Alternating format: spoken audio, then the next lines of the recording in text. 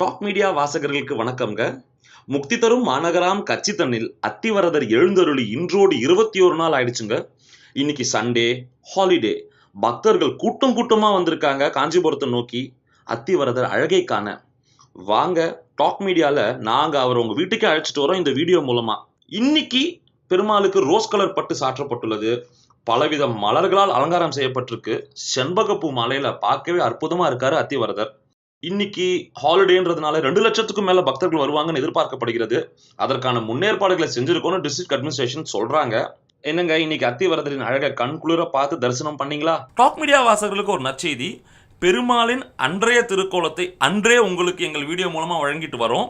பார்த்து பெருமாளின் அருளை பெறுங்கள்.